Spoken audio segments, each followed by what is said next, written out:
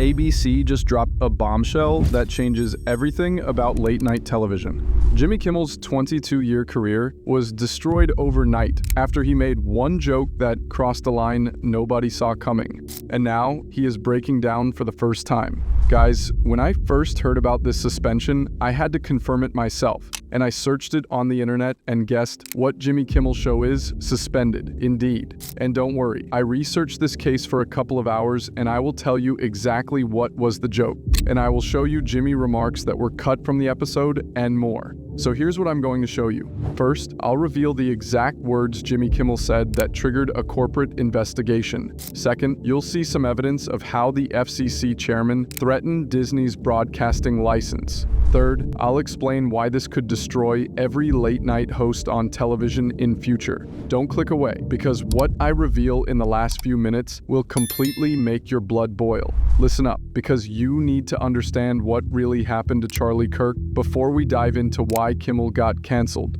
Charlie Kirk wasn't just any political activist. He was a 31-year-old conservative who built a massive following among young people through his organization Turning Point USA. On January 9, 2025, Kirk was speaking at Utah Valley University when Tyler Robinson walked up and shot him dead in front of 3,000 students. This wasn't random violence. It was a targeted political assassination. Robinson confessed on Discord, and investigators found anti-fascist messages carved into his bullets. But here's where it gets really crazy. The killer wasn't some right-wing extremist, like many people assumed. According to federal court documents, Robinson was radicalized by far-left ideology and had a transgender romantic partner who helped him plan the attack.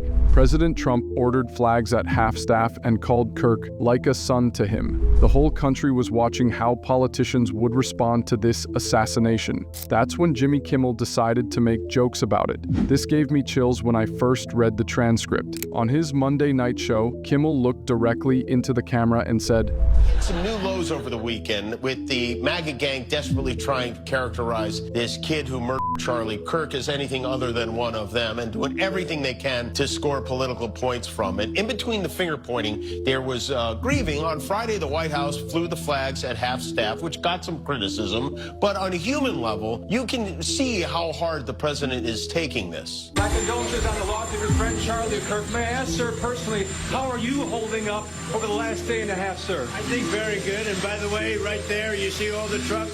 They've just started construction of the new ballroom for the White House, which is something they've been trying to get, as you know, for about 150 years.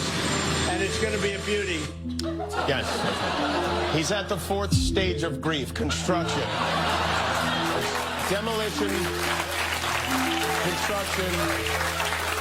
This is not how an adult grieves the murder of someone he called a friend. This is how a 4-year-old mourns a goldfish, okay? Honestly, this shocked me. Making jokes about how someone grieves a murder victim, that crosses every line of human decency. But Kimmel wasn't done yet. He continued mocking Trump's emotional response while millions of Americans were mourning a young man who was killed for his political beliefs. Kimmel was just fired for talking about Charlie Kirk. So just to kind of give you a timeline of events, after the whole Charlie Kirk situation went down last week, he, on his monologue on his show, several different times condemned the violence and said that there was no place for that in America. He did it right after, he did it the days following, and even the comment that got him fired didn't even directly have anything to do with Charlie Kirk. When I first heard the news, I thought maybe he made a joke that was kind of crass or callous in some way. So I looked up the quote and I'm gonna read it to you. "The MAGA gang is desperately trying to characterize the kid who unalived Charlie Kirk as anything other than one of them and doing everything they can to score political points from it." That's it. That's it. That's all he said. It has nothing to do about Charlie Kirk. It's not celebrating what happened to him. All he did was make a joke about the fact that the Trump administration doesn't really care about him beyond using him as a political tool. Here's where things get really interesting. According to sources inside ABC, Kimmel's team knew this monologue was risky. They debated cutting the segment, but decided to air it anyway. That decision would destroy everything Kimmel had built over 2 decades. What happened next will terrify anyone who cares about free speech. Federal Communications Commission Chairman Brendan Carr didn't just criticize Kimmel, he went nuclear. Carr appeared on a right-wing podcast and called Kimmel's comments some of the sickest conduct possible. But here's the part that should scare you. Carr didn't stop at criticism. According to federal documents, he threatened to revoke ABC's broadcasting license if they didn't take action against Kimmel. Think about that. A government official threatening to destroy a television network because he didn't like a comedian's jokes. Carr said, "You could certainly see a path forward for suspension over this. And again, the FCC is going to have remedies that we could look at." This is where it gets really crazy. Legal experts are calling this the most aggressive use of FCC power in decades. The government was essentially blackmailing a private company to fire an employee for political speech. And if you think that's shocking, wait until you hear what happened next. Within hours of Carr's threats, the dominoes started falling faster than anyone expected. Nexstar Media Group, which owns 32 ABC affiliate stations across the country, announced they would stop airing Jimmy Kimmel Live indefinitely. But it gets even worse. According to insider sources, Disney executives were in emergency meetings all day Wednesday. They had a choice: fight the government and risk losing their broadcasting license, or sacrifice Jimmy Kimmel to save their billion-dollar empire. The choice was easy. At 6 p.m. Eastern, ABC released a statement. Jimmy Kimmel Live will be preempted indefinitely. President Trump didn't waste any time celebrating. The entertainment industry erupted in chaos. Ben Stiller, Gene Smart, and Michael Keaton all posted statements condemning ABC's decision. Gene Smart wrote, "I am horrified at the cancellation of Jimmy Kimmel Live. What Jimmy said was free speech, not hate speech." But here's the most heartbreaking part. Wanda Sykes showed up to tape the show that night, only to be told it was canceled. She posted a video in full makeup saying, "The Jimmy Kimmel Show has been pulled indefinitely, abruptly, because of complaints by the Trump administration." Guys, when I saw that video, it hit me how real this is. These aren't just celebrities losing jobs, these are real people whose livelihoods are being destroyed by government pressure.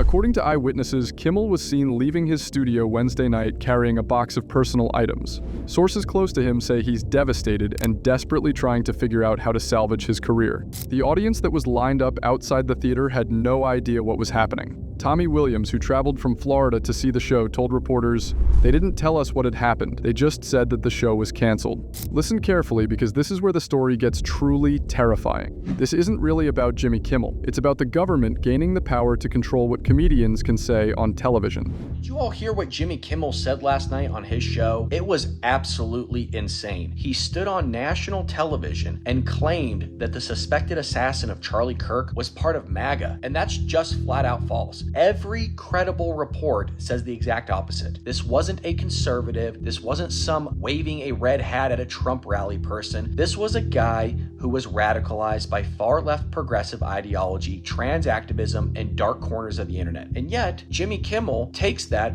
and tries to smear millions of Americans who had nothing to do with it. That's not comedy. That's political propaganda. And here's the real problem. When the media lies like this, it doesn't just attack MAGA. It erodes trust, and it divides the country, and it weaponizes tragedy to score cheap political points. So the bottom line here is Jimmy Kimmel owes the public an apology. The media needs to stop with the lies, and if we actually care about what is truth and basic human decency, then facts, not spin, has to come first. And a lot of people are calling for Jimmy Kimmel to be fired, and Disney may have actually done it. Some people argue Kimmel deserved this. They say making false claims about a murder victim's killer crosses the line from comedy into dangerous misinformation. And honestly, I can understand that perspective. But here's what should scare you. If the government can threaten TV networks over comedy shows, what's stopping them from going after YouTube channels, TikTok creators, or podcast hosts next? According to legal experts, this sets a precedent that could extend far beyond television. America is the richest, most powerful country in the world.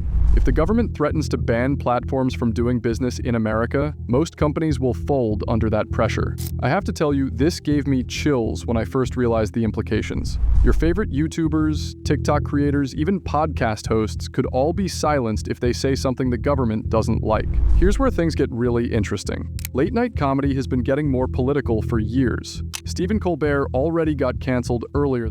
Honestly, this shocked me when I first heard it, but it makes perfect sense from a business perspective. Disney saves millions of dollars, the government gets rid of a critic, and they can both blame it on public outrage. So what's next for Jimmy Kimmel?